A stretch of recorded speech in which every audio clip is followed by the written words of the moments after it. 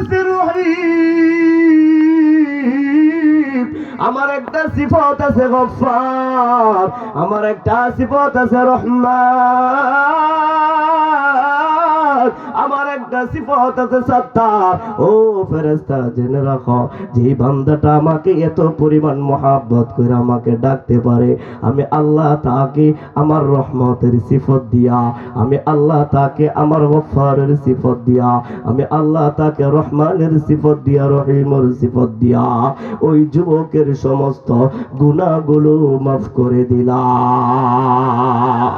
ও মেরে রব হে মেরে सब है मेरे पालने वाला है, ओ मेरे दिल में हिदायत का बत्ती जलने वाला है।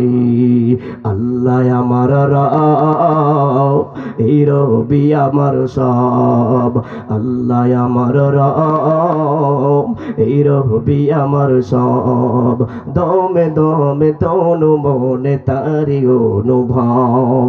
আল্লাহ আমার রব, এই রবি আমার সব। একবার আওয়াজ দেয়া বলো ঠিক কিনা। হে কলিজার টুকরা যুবকরি, আসমানের মালিক যদি আমার আল্লাহ হয়, জমিনের মালিক যদি আমার আল্লাহ হয়, চন্দ্র সূর্য গ্রহ নক্ষত্র মালিক যদি আমার আল্লাহ হয়, তাহলে বান্দা তুমি কেন বুঝো না তোমার হায়াতের মালিক আমার আল্লাহ, তোমার মৌতের মালিক আমার আল্লাহ, তোমার রিজিকের মালিক আমার আল্লাহ। এ গোলাম, তোমার রিজিকের মালিক যদি আমার আল্লাহ হয়, আরে বান্দা হায়াতের মালিক যদি আল্লাহ হয়, তাহলে বান্দা কেন আল্লাহর ইবাদত করো না? এই বান্দা কেন আল্লাহর উপাসনা করতে মন চায় না? এই দুনিয়ার জমিনে মানুষ দেখতেছো, হাজার হাজার মানুষ, আল্লাহ বলেন না না। এ বান্দা নেত্রকোনা শহরের ভিতরে হাজার হাজার মানুষ তুমি দেখতেছো, আরে দুর্গাপুর শহরে হাজার হাজার মানুষ দেখতেছো, আরে এলাকার ভিতরে হাজার হাজার মানুষ দেখতেছো। আমার আল্লাহ বলেন, এ গোলাম রে, তোমরা যাদেরকে মানুষ দেখতেছো, তোমরা যাদেরকে মানুষ ভাবতেছো, আমি আল্লাহ কিন্তু সকলকে মানুষ ভাবি না, আমি আল্লাহ সকলকে মানুষ হিসাবে গণনা করি না। তাহলে বলতে পারেন হুজুর, তাহলে মানুষ কারা? আল্লাহ পাক কোরআনের ভিতরে বলেন, আল্লাযীনা ইয়াযকুরুনাল্লাহা কিয়ামান ওয়া কুউদান ওয়া আলা জুনুবিহিম ওয়া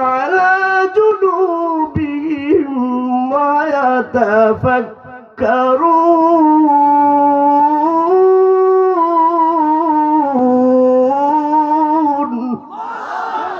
এ গোলাম, আল্লাহ বলেন, এই দুনিয়ার জমিনে সবাইকে মানুষ ভাবা যাবে না।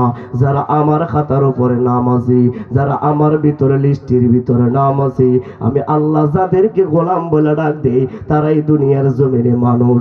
এত বান্দা, এখন তুমি চিন্তা করবা আল্লাহর খাতার ভিতরে তোমার নাম আছে কিনা। আরে না রে বান্দা, নাকি তোমার জিনা কানায় নাম আছে, নাকি তোমার নিশার আড্ডা কানায় নাম আছে, নাকি তোমার যাত্রা কানার ভিতরে নাম আছে? এ যুবক, আল্লাহকে দেখে দেখে মজা পাই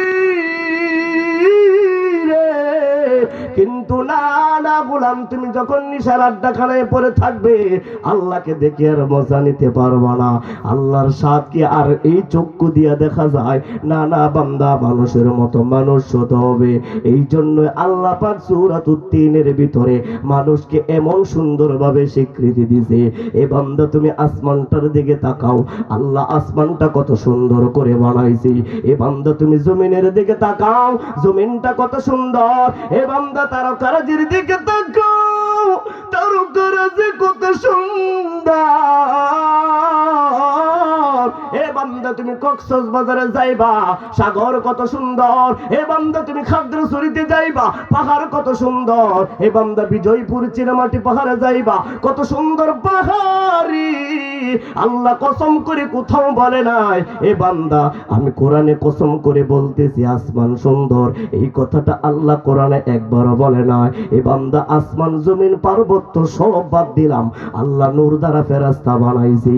নূর এত সুন্দর, আরে নূরের চেয়ে সুন্দর আর কোনো কিছু হতে পারে না। এই ফেরেশতাকে আল্লাহ নূর দিয়া বানাইছে। এত সুন্দর ফেরেশতার চেহারা কিন্তু আল্লাহ পাক কোরআনে কোথাও বলে নাই কসম করে আমি আল্লাহ ফেরেশতাকে সুন্দর করে বানাইছি, না না গোলাম, কোথাও বলে নাই। কিন্তু আল্লাহ মানুষরে মাটি দিয়ে বানাইছি। এ বান্দা তুমি জানো এই যে তোমাদের নেত্রকোনা রাজবাজার বাজারের মোড়ের ভিতরে যদি কেউ একটা স্বর্ণের টুকরা পায়, ওটা যতন করে ধুইয়া বাজার থেকে নিয়ে আইসা ঘরের ভিতরে রাখতে পারা। এ বান্দা আবার যদি কেউ রূপার টুকরা পায়, এটাও যতন করে ঘরের ভিতরে রাইখা দাও। কিন্তু একটা মাটির টুকরা যদি পাও, আল্লাহর কসম একটা পাগলেও সেটাকে পকেটে নিবে না।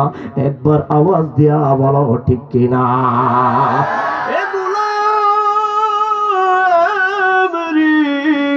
মাটিকে পাগল চিনি, এটা সস্তা জিনিস, ওটার দাম নাই।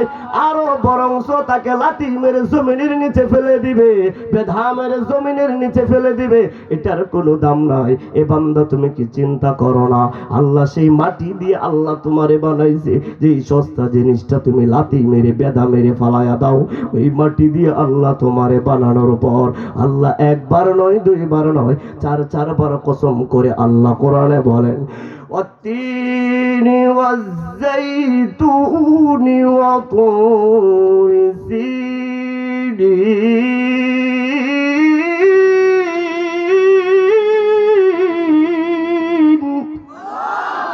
ওয়া হাযাল বালাদিল আমিন।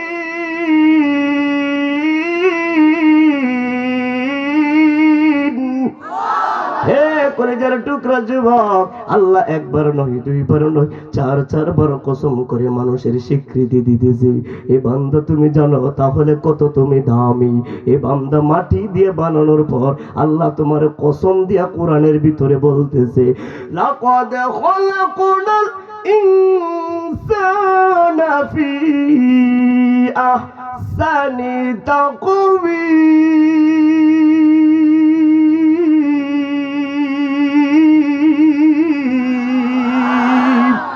কালাম জিন্দা কুরআনে হাকিম হিকমতে ও লা ইয়াজালাস্তু কদিম জামিউল ইলম ফিল কুরআনে হাকিম তাকসরত আনহু আফহামুর রিজালি বখা কুরআন কালামুল্লাহ বসনো কদিমাস্তি নাইনু।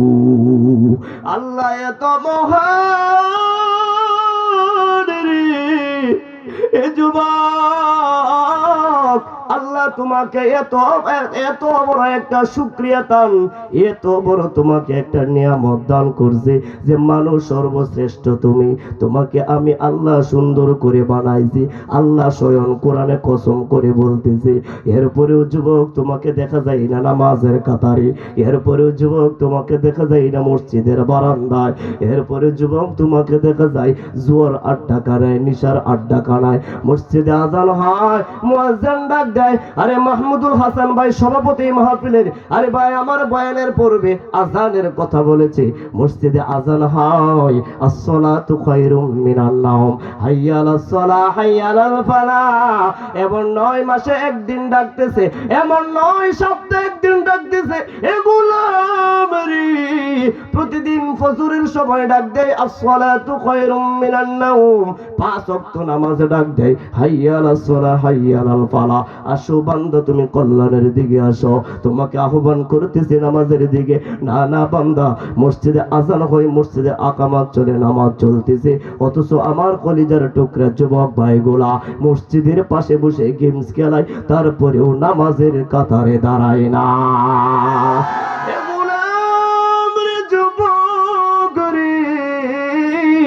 আল্লাহ যে তোমাকে এত সুন্দর হায়াতের মালিক বানাইছে, এটা সারা রাত্র মোবাইল চালাইয়া নষ্ট করার জন্য না। হে যুবক, যুবক কেন বুঝো না? আরে ফজরের আজান যখন হয়, কলিজার টুকরা যুবক, এই তোমাদের বাড়ির যে গোয়াল আছে, গোয়াল, এই গোয়াল ঘরে গরুগুলা সজাগ হয়ে যায়। আরে এই যে তোমাদের দরজার সামনে কুকুরটা বসে থাকে, কুকুরটা সজাগ হয়ে যায়। আরে বান্দা, তোমার হাঁস মুরগিগুলো বাঘ পারতে থাকে, আরে পাখির গুলো কিচিরমিচির করে ডাকতে থাকে। অথচ আল্লাহ তোমার এই মাখলুকাত বানাইছে, সর্বশ্রেষ্ঠ আশরাফুল মাখলুকাত। আজান হয়, তুমি সজাগ হও না, বরং কম্বল মুড়াইয়া ঘুম যাও। নইলে মুমিন সুয়ে মুমিন মিশাওয়াত, নইলে কাফের সুয়ে কাফের মিশাওয়াত। আমার বন্ধু যুবক, আল্লাহর কসম করে বলে রে ভাই, এই যৌবনের হিসাব আল্লাহর কাছে তোর দিতে হবে রে ভাই।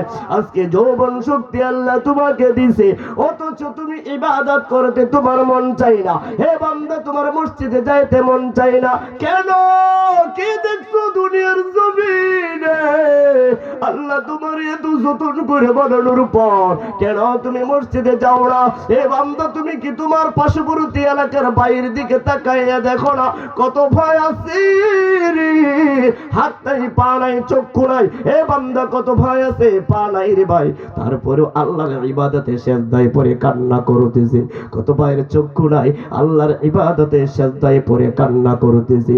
আল্লাহ তোমার এত সুন্দর করে বানাইছে, একটা হাতও তোমার নষ্ট নাই, একটা পাও তোমার নষ্ট নাই, একটা চক্ষু তোমার নষ্ট নাই। বাপের হোটেল খাইতেছ, বেকার ঘুরতেছ, তারপরেও আল্লাহর কুদরতি পায় তোমার এই কপালটা তুমি আল্লাহর কুদরতি পায় লাগানোর সময় পাও না। এ বান্দা, তুমি জানা মানুষ হতে পারলে না, এগুলা কেমন করে মানুষ হবে? আমার পয়গম্বরের আদর্শই তো এখনো চিনতে পারলা না, আমার পয়গম্বরের সুন্নত তরিকাই তো এখনো চলতে পারলা না।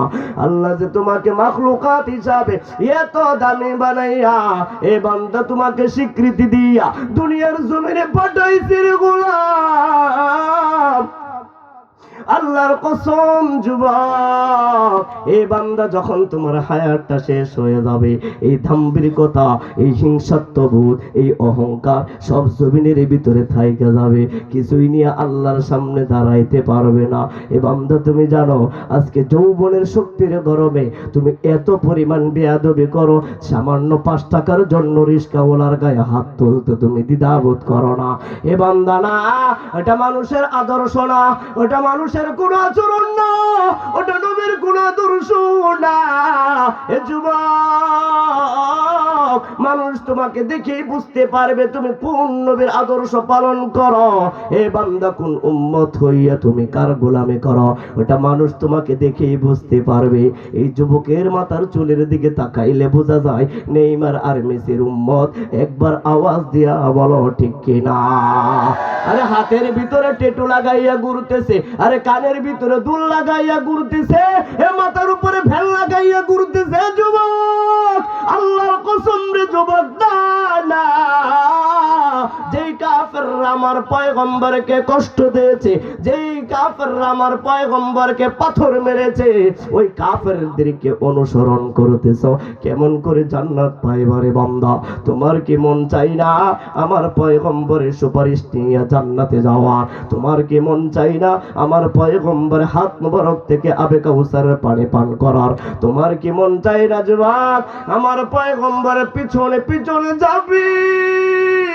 এই দুনিয়ার যুবক করে কত নবীগণ আল্লাহর সামনে দাঁড়াইবে 2টা উম্মত নিয়া, কত নবীগণ আল্লাহর সামনে দাঁড়াইবে 100 উম্মত নিয়া, কত নবী দাঁড়াইবে মাত্র 1টা উম্মত নিয়া, কত নবী দাঁড়াইবে কোনো উম্মতি থাকবে না।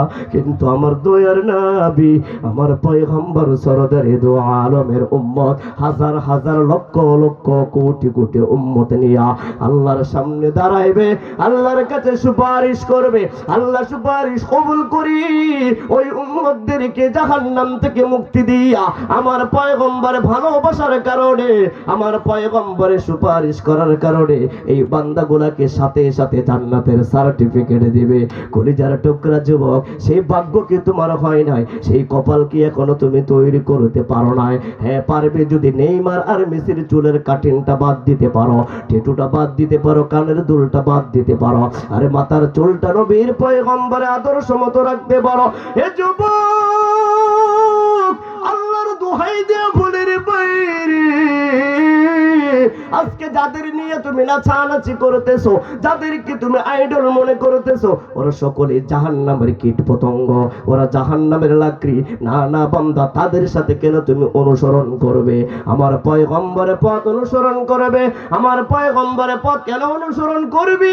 আরে বান্দা, দুনিয়ার জমিনে বন্ধুর অভাব নাই, তোমার বন্ধুর অভাব নাই। আরে বন্ধু, তুমি নিশার আড্ডাখানায় যাইবা, তোমাকে ডাইকে ডাইকে বন্ধু নিশাখানায় নিয়ে যায়। আরে যাত্রা গানে তোমার বন্ধু ডাইকে ডাইকে তোমার নিয়ে যায়। কথা কোন ঠিক কিনা?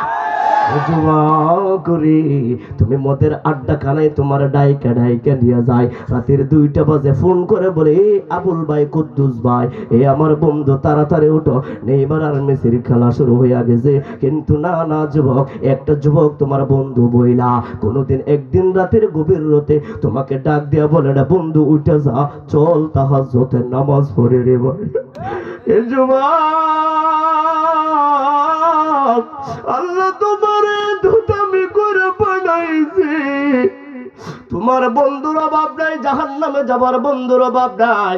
কিন্তু ইন্নাল উলামা ওয়ারাসাতুল আম্বিয়া, এই আলেমগণ গভীর রজনী পর্যন্ত যুবক যুবক বলে ডাকতেছে, এই বন্ধুগুলো হারাইয়া ফেলাইও না রে ভাই। এই বন্ধুগুলো যদি না ধরতে পারো, কাল কিয়ামতের কার উসিলাই তুমি জান্নাতে যাইবা। এ বান্দা, তুমি জানো আলেমদের সম্মান এত দামি, এত দামি। আমার আল্লাহ রব্বুল আলামিন বলেন, দুনিয়ার সব মানুষকে হাসরের মাঠের ভিতরে বিচার করা হবে, কিন্তু একটা টুপিওয়ালা আলেমকে খুঁজা পাইবা না। তুমি মনে করছো বিচার হবে না? না, এগুলা আলেমদের বিচার হবে, কিন্তু তোমার সামনে নয়। ওটা আলেমের সম্মান কে দিছে? আমার আল্লাহ সেই আলেমের সম্মান দিছে রে ভাই। এই জন্য আলেমরা তোমাকে ডাকতেছে জান্নাতের দিকে। এ ভাই, তুমি জানো আমার মতো মনজুর আলম ফয়জি এরকম হাজার হাজার আলেম এই শীতের গভীর রজনীতে যুবক ভাই বলে ডাকতেছে। আরে হাফিজুর রহমান সিদ্দিকী ভাই দামাত বারকাতুহুম দিনের 4টা 5টা করে মাহফিল করে যুবক বলে ডাকতেছে। আরে ভাই, কত যুবক দাঁড়িয়ে রাইখা দিছে, কত যুবক গুড়া থেকে চলে আসছে। এ বান্দা, কত যুবক পাগড়ি পইরা লাইছে, কত যুবক জুব্বা পইরা লাইছে, কত যুবক রূপের আদর্শ মাইনা নিছে। এখনো পর্যন্ত তুমি মানতে পারলা না, কারণটাকে জানো? দুনিয়ার আকর্ষণ তোমাকে এমন ভাবে ঘাস করছে, এ বান্দা যুবক, এখন আর তুমি আল্লাহর দিকে ফিরাইতে পারো না তোমার চেহারা। আমার আল্লাহ ডাক দিয়া বলেন, ইয়া আইয়ুহাল ইনসানু মা গররাকা বিরাব্বিকাল কারীম।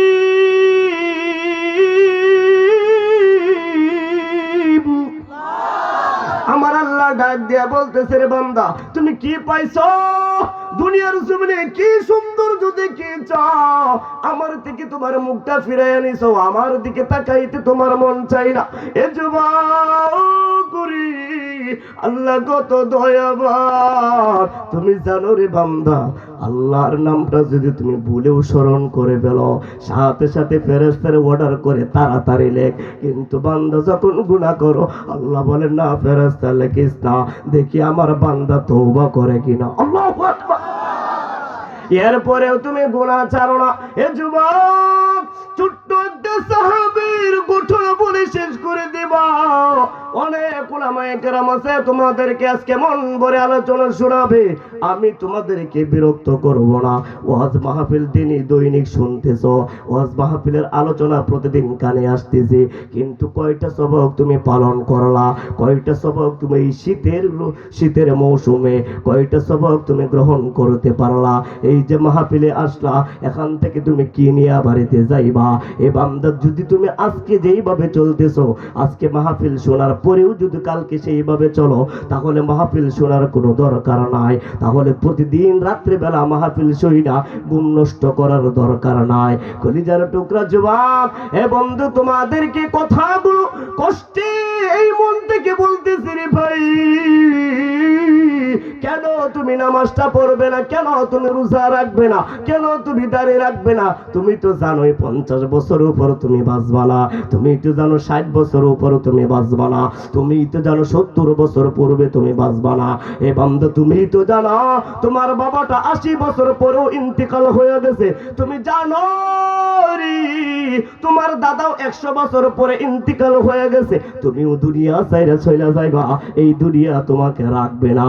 এই দুনিয়া তোমাকে লাথি মেরে কবরের ভিতরে ফলাইবে। ওইটা আমার কোনো কথা না, ওটা আমার আল্লাহ কোরআনের ভিতরে বলেন, আলহাকুমুত তাকাসুর হাত্তা যুরতুমুল মাকাবির। এ যুবক, কবর পর্যন্ত চলে যাবি, তারপরেও দুনিয়া তুমি গ্রহণ করতে পারবে না। কারণ দুনিয়ার পিছে পড়িলে দুনিয়াকে খুঁজে পাওয়া যায় না রে গোলাম। দুনিয়াকে লাথি মারো, দুনিয়া তোমার পিছনে ঘুরবে। এ বান্দা, তুমি জানো এই দুনিয়ার জমিনে কত সাহাবে আজমাইন রাদিয়াল্লাহু তাআলা আনহুমরা এই দুনিয়ার জমিন থেকে জাহান্নামের বয়ে, আরে কবরের আযাবের বয়ে সারা রাত্র কোরআন তেলাওয়াত করতে করতে নামাজে দাঁড়াইয়া কোরআন তেলাওয়াত করেছে। শুধুমাত্র সাহাবায়ে কেরামরা না, হে যুবক, আমার পয়গম্বর যার পূর্বেও কোনো গুনাহ নাই, পরেও কোনো গুনাহ নাই। আরে ভাই, যার না বানাইলে দুনিয়া আল্লাহ বানাইতো না। আরে ভাই, যার না বানাইলে তুমিও আসতে না দুনিয়ার জমিনে। আরে এত বড় নিয়ামত মা বাবাও তুমি পাইতা না। আরে বান্দা, এত বড় নাজ নিয়ামত দুনিয়ার সৌন্দর্যও তুমি পাইতা না। এ গোলাম, এই যে দেখছো আকাশটা আল্লাহ বানাইছে ওই উম্মতের জন্য, বান্দার জন্য। এই যে জমিনটা বানাইছে আল্লাহ বান্দার জন্য। এই যে আকাশ দেখতেছো, বাতাস দেখতেছো, চন্দ্র সূর্য সব দেখতেছো, এগুলা সব বান্দার খেদমতের জন্য বানাইছে। আমার আল্লাহ ডাক দেয়া বলেন, হে বান্দা, আমি সব তোর জন্য বানাইলাম, সব তোর খেদমত করবে বান্দা। একমাত্র বান্দা তুই আমার গোলামি করবে। এই জন্য আমার গোলামি করার জন্য এত কিছু বান্দা তোরে আমি দিলাম। এটা মনসুর আলম ফয়জের কোনো কথা না, ওটা আমার আল্লাহ কোরআনের ভিতরে বলেন, ওমা খালাকুতুল জিন্না ওয়াল ইনসা ইল্লা লিয়াবুদুন। মা খালাকুতুল জিন্না ওয়াল ইনসা ইবখা জুজ ইবাদত নসে মাকসুদাত জাহা। কলিজার টুকরা যুবকে বন্ধু, এ আমার কলিজার টুকরা আম্মা জান, এ আমার পর্দার আড়ালের বোন, তোমরা ভালো করে শোনো। সামান্য পরিমাণ সন্তান প্রস্রাব করে দেওয়ার পরে অজুহাত দেখাবার নামাজ পড়ো না। আরে ভাই, স্বামীর হুকুম মানে না। আরে ভাই, আমানত গুলো হেফাজতে রাখে না। আরে নিজের ইব্রু ইজ্জতকে হেফাজতে রাখে না। রমজানের রোজা গুলা পালন করতে মন চায় না। আরে 5 ওয়াক্ত নামাজ মসজিদে না যাইয়া, আরে বান্দি তুমি শুনো, এ আমার কলিজার টুকরা মারি, স্বামীর আমানত গুলো যখন হেফাজতে রাখবে, নিজের ইজ্জতকে যখন হেফাজতে রাখবে, রমজানের রোজা গুলো যখন পালন করবে, 5 ওয়াক্ত নামাজ যখন ঘরের ভিতরে পড়বে, এই বান্দা তুমি জানা রাখো, আমার পয়গম্বর ডাক দেয়া বলেন, এমন একটা বান্দি, এমন একটা উম্মতি এই দুনিয়ার মুসলমান যারা স্বামীর হুকুম পালন করতেছে, যেই সমস্ত বোনরা আমার স্বামীর হুকুম গুলো পালন করে, আরে ভাই স্বামীর আমানত গুলো হেফাজতে রাখে, নিজের ইজ্জতকে হেফাজতে রাখবে, রমজান মাসের রোজা গুলো পালন করবে, 5 ওয়াক্ত নামাজ যখন ঘরের ভিতরে পড়বে, আমার আল্লাহ বলেন সেই বান্দিটা যখন মারা যাবে, আর জান্নাতে আমি 8টা দরওয়াজা রাখছি, ওই 8টা দরওয়াজার ভিতরে দিয়া যেই কোন দরওয়াজা দিয়া সেই বান্দিটা জান্নাতে প্রবেশ করতে পারবে। আমার যুবক, তাহলে মনে রাখো, তোমার বোনকে যদি আদর্শ বোন বানাইতে চাও, নবীর আদর্শে তো বানাইতে হবে নাকি পার্কে? পার্কে ঘুরতে যদি দেওয়া হয়, আরে মার্কেটে যদি ঘোরা যায়, তাহলে তোমার বোন কি আর আদর্শবান হতে পারবে? না না না না। এই জন্য যুবক ভাই, তোমার ছোট বোনকে তোমার হেফাজতে রাখবে। এ আমার কলিজার টুকরা বাবা, তোমার সন্তানকে, তোমার কন্যা সন্তানকে তুমি হেফাজতে রাখবে। আরে রাতের 10টা বাজে 9টা বাজে প্রাইভেট পড়া কোথায় থেকে আসে? আরে ভাই রাতের দিনের 4টা বাজে কোথায় থেকে এসেছে? কলেজ থেকে এসেছে নাকি স্কুল থেকে এসেছে নাকি পার্কে থেকে এসেছে? এটা তোমার তদারকিত করা দরকার আছে না নাই? এ যুবক, এই বিচে দুনিয়ায় কেউ থাকবে না, কেউ থাকবে না। আরে ভাই 2 মিনিটের জন্য চক্ষুটা বন্ধ করে দেখো, ডাইনের মানুষগুলো আর দেখা যাবে না, বাবের মানুষগুলো আর দেখা যাবে না। আরে সামনে বসে আছে মনসুর আলম ফয়েজি, বয়ান করতেছে, আর দেখা যাবে না। আবার 2 মিনিট পরে যখন তুমি চক্ষুটা খুলবে, আবার সবাইকে দেখতে পারবে, সুযোগ আছে। কিন্তু কুল্লু নাফসিন যায়িকাতুল মাউত, যেদিন মাউত চলে আসবে রে বান্দা, চোখটা বন্ধ হবে, আর কোনো সুযোগ থাকবে না। জীবনের শেষবারের মতো যাগুলো দেখবা, সেই দিকে তোমার চোখটা বন্ধ করতে হবে। তুমি দেখবা তোমার মৃত্যুর সাকরাতুল মাউতের পাশে বসে আছে তোমার সন্তান, তোমার আদরের স্বামী। ও যুবক, দেখবে তোমার মৃত্যুকালে তোমার মা তোমার পাশে বসে আছে। এত আদরের সন্তান, এত আদরের মা, এত ভালোবাসার বাবা দুনিয়ার জমিন থেকে চাইরা চলে যাইতেছে। আমি হাউমাউ করে কান্না করতেছি, বাবা বাবা বলে কান্না করতেছি, মা মা বলে কান্না করতেছি। আল্লাহর কসম, তুমি ফেরানোর কোনো সিস্টেম নাই, রাখার কোনো সিস্টেম নাই, বাঁচানোর কোনো সিস্টেম নাই, কারণ সময় হয়ে গেছে, দুনিয়ার জমিন থেকে চলে যেতে হবে। ফাইদা জাআ আজালুহুম লা ইস্তাখিরুনা সাআতাও ওয়ালা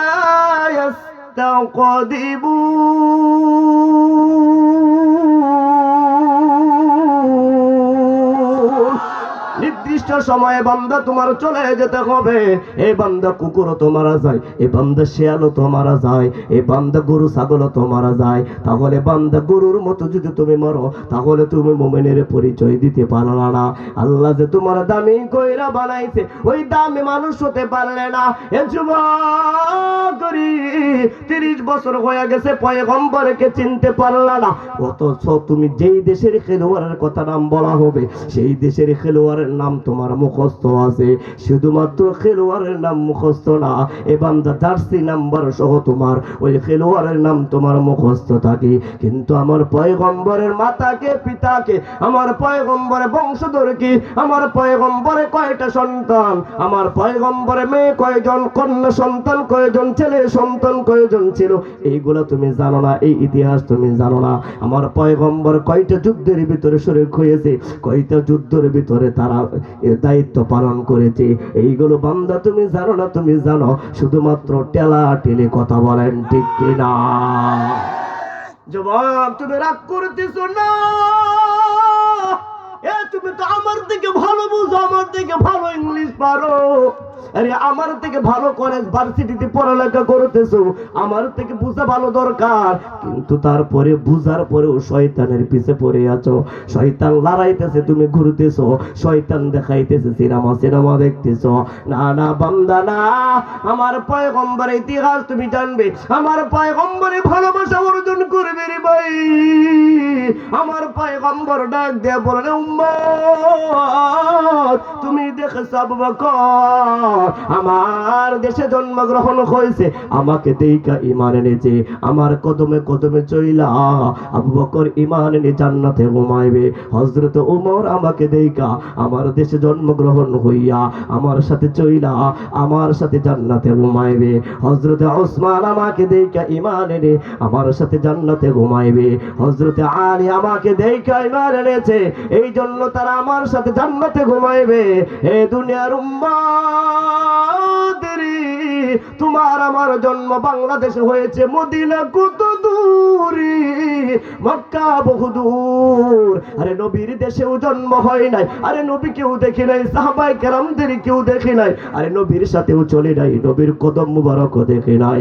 তারপর আমার পয়গম্বর ঘোষণা করা বলেন, হে উম্মতগণ তোমরা শোনো, আবু বকর যেমন করে জান্নাতে ঘুমাইবে, হযরতে আলী যেমন করে জান্নাতে ঘুমাইবে, হযরতে ওসমান যেমন করে জান্নাতে ঘুমাইবে, আরে ওরা আমাকে দেখে দেখে ঈমান আনার কারণে জান্নাতে ঘুমাইবে, আরে আমার কদমে কদমে চইলা এই জন্য জান্নাতে ঘুমাইবে। শোনো উম্মত, হাজার হাজার লক্ষ লক্ষ কোটি কোটি মাইল দূর থেকে, হে উম্মত তুমি যদি কানা মাই ফিল জান্নাহ, যদি আমার সুন্নতের অনুসরণ করো, আমার সুন্নতটা যদি তুমি পালন করো, আমার আদর্শটা যদি তুমি পালন করো, আমি পয়গম্বর ওয়াদা করলাম উম্মত তোমরা এই যে উমরের মতো, ওই উমরের মতো, আবু বকরের মতো, ওসমানের মতো তোমরাও আমার সাথে জান্নাতে ঘুমাইবে। পাইলে নিরাহালাই গো নবী, পাইলে নিরাহালাই, পাইলে নিরাহালাই গো নবী, পাইলে নিরাহালাই। দুই কদমে চুমু খাবো, দুই কদমে চুমু খাবো, চরণ তুলে মাখবো গাই, পাইলে নিরাহালাই গো নবী, পাইলে নিরাহালাই, পাইলে নিরাহালাই গো নবী, পাইলে নিরাহালাই। একবার আওয়াজ দেয়া বলেন ঠিক কিনা? যুবক তোমাদের উদ্দেশ্য করে বলি, এ ছোট্ট ছোট্ট সাহাবে আমার পয়গম্বরকে ভালোবেসে জীবন দিয়েছে। শুধুমাত্র তাই নি, তুমি জানো আমি একটি ঘটনা বলি, ভালো করে শোনো। আরে ভাই, মসজিদে নববীর পাশে ছোট্ট একটা সাহাবীকে নিয়ে মা ঘুমায়, বিধবা মহিলা রাত্রে বেলা ঘুমায়। হঠাৎ করে গভীর রজনীতে হযরতে বেলাল রে, হযরতে বেলাল প্রতিদিন রাত্রে আজান দেয়, প্রতিদিন রাত্রে আজান দেয়, কিন্তু সেদিন গভীর রজনীতে আজান দেয় না। কেমন জন্য একটা বাক্য রচনা করতেছে। এই মসজিদের নববীর ভিতর থেকে আওয়াজ আসতেছে মিনারা থেকে, হাইয়া আলাল জিহাদ, হাইয়া আলাল জিহাদ রে। এমন ঘোষণা শোনার সাথে সাথে এই ছোট্ট সন্তানের মা জননী ঘুম ভাঙে গেছে। ঘুম ভাঙ্গার পরে সন্তানকে ঘুম পাড়ায়, ওই সন্তান ঘুমায়, আর সন্তানের পাশে বৈশা মা জননী কান্না করতেছে। হযরতে বেলালের ওই ঘটনা শুই না, হযরতে বেলালের সে ডাক শুই না, মা জননী কান্না করতেছে। কি ডাকতেছে? হাইয়া আলাল জিহাদ, মানে আগামী কালকে মসজিদের নববীর ভিতরে মদিনা যুবক সন্তানদের লিস্টি করা হবে, যুদ্ধের ময়দানে যাবে। আমার পয়গম্বর স্বয়ং এই লিস্টি পালন করবে। সেই লিস্টির ভিতরে আমার পয়গম্বর মদিনার যুবকদেরকে লিস্টি করবে। কিন্তু মহিলার মনের ভিতরে বড় তামান্না, তার কোনো সন্তান বড় নাই, বড় কোনো সন্তান নাই, ছোট একটা 7 বছরের সন্তানটার নিয়ে মসজিদের নববীর পাশে ঘুমায়। এই যুবক ভালো করে শোনো, সেই সন্তান নাই থাকার কারণে, যুবক সন্তান না থাকার কারণে মা হাউমাউ করে কান্না করতেছে। যদি একটা আমার যুবক সন্তান থাকতো, আমার সন্তানটাকেও যুদ্ধের ময়দানে লিস্টের ভিতরে নাম লেখাইতাম। মদিনার কত মহিলারা কাল কিয়ামতের ময়দানে শহীদ মা হবে। এই জন্য মা জননী হাউমাউ করে কান্না করতেছে। আমার যদি একটা যুবক সন্তান থাকতো, আমিও মদিনার মহিলাদের সাথে শহীদের মা হইয়া উঠতে পারতাম। এমন ভাবে কান্না করতেছে, কান্নার আওয়াজে 7 বছরের সন্তানের ঘুম ভাঙা যায়। এবার 7 বছরের সন্তান মা জননীর ডাক দেয়া বলে, মা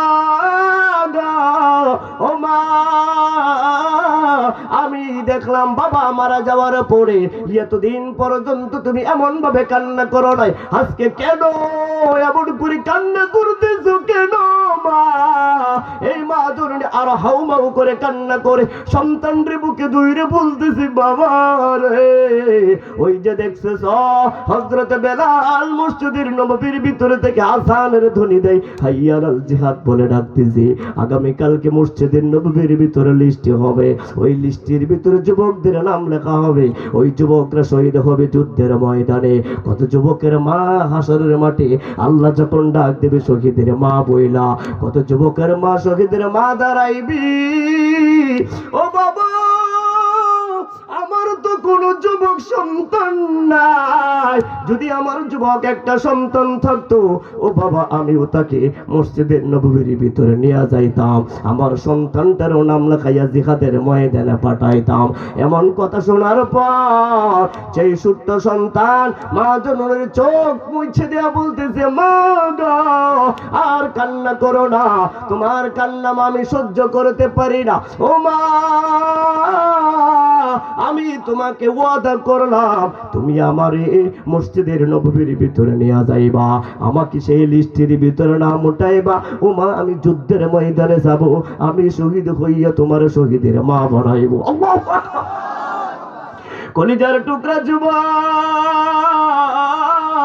ওটা মনসুর আলম ফয়জির বাবার কোনো কাহিনী না, ওটা মনসুর আলম ফয়জির বংশের কোনো কাহিনী না, ছোট্ট একটা সাহাবীর ঘটনা বলতেছে। এই জন্য তোমার 30 বছরের সাথে 7 বছরের ঘটনাটা মিলাইবা।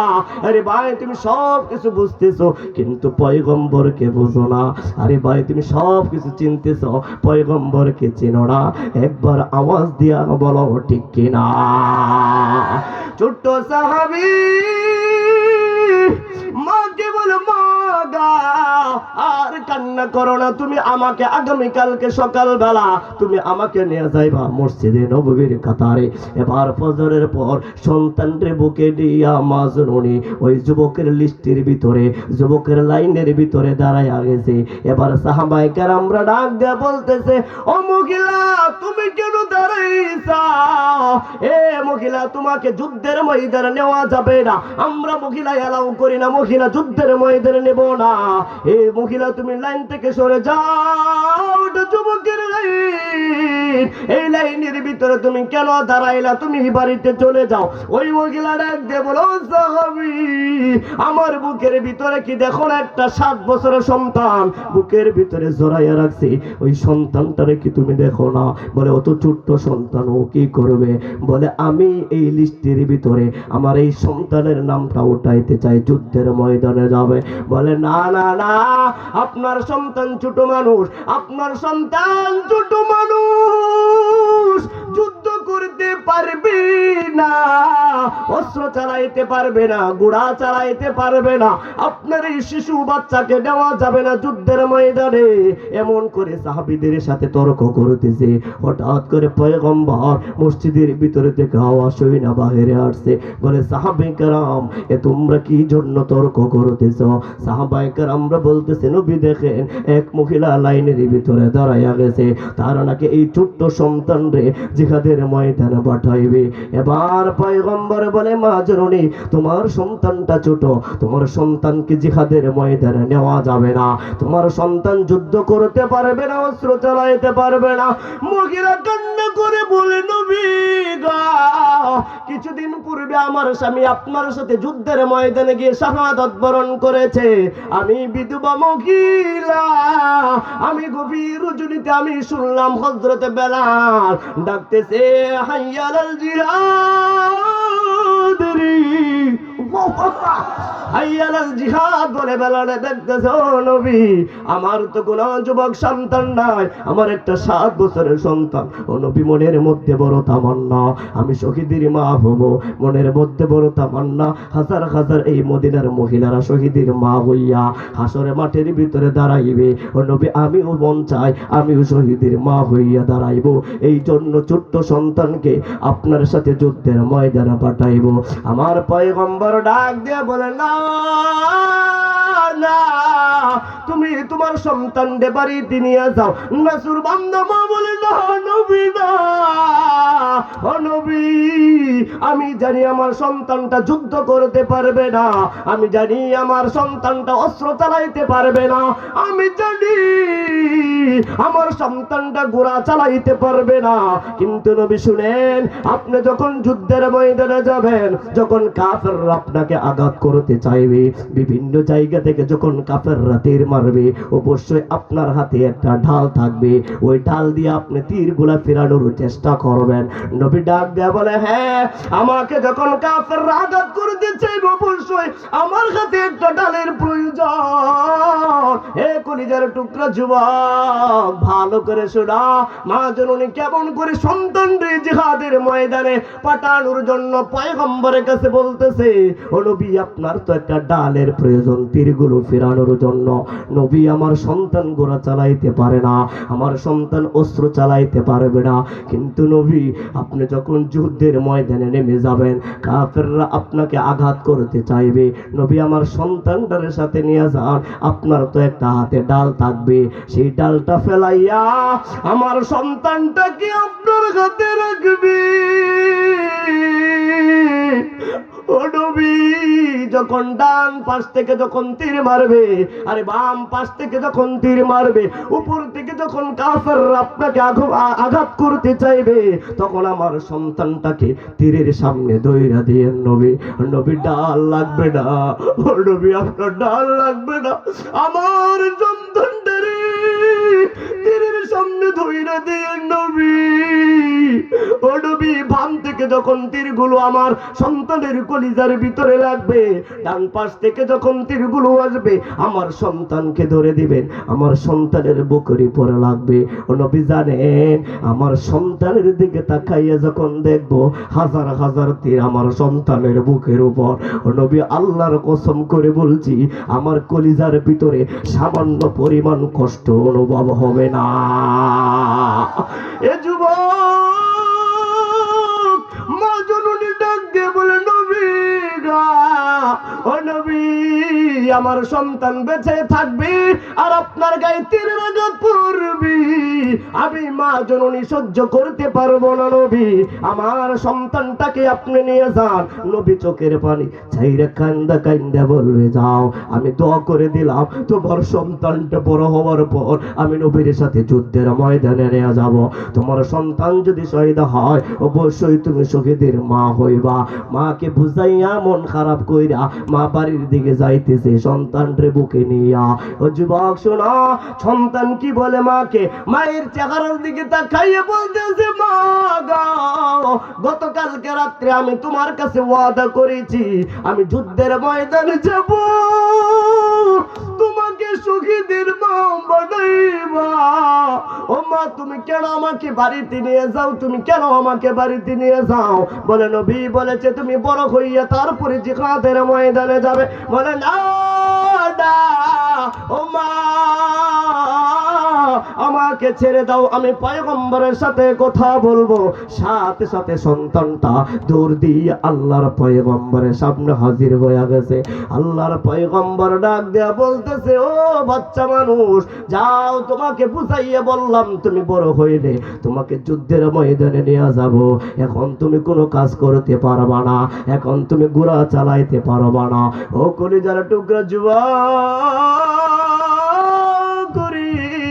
আমার পয়গম্বরের সামনে, আমার পয়গম্বরের সামনে ছোট্ট সন্তান আমার পয়গম্বরের সামনে যুক্তি দিয়া কথা বলে। বলে, নবী, আপনার সাথে আমি একটু কথা বলতে চাই। বলে, বলো, তুমি কি কথা বলবে? ছোট্ট সন্তান পয়গম্বরকে যুক্তি দিয়া বলে, নবী, আমি প্রতিদিন সকালবেলা ঘুম থেকে উইঠা দেখি আমার মা জননী রান্না করে, আমি খুব খেয়াল করে দেখেছি আমার মা ছোট ছোট লাকড়ির ভিতরে প্রথম আগুন জ্বালায়, তারপরে যখন ছোট লাকড়ির ভিতরে আগুন ধরে তারপরে বড় লাকড়িগুলো দেয়। আমি বুঝতে পেরেছি, নবী, প্রথমে ছোট লাকড়ির ভিতরে আগুন ধরার কারণে সহজভাবে বড় লাকড়িতে আগুন ধরে। আমার পয়গম্বর বলে, কি বুঝাইলা ও গোলাম?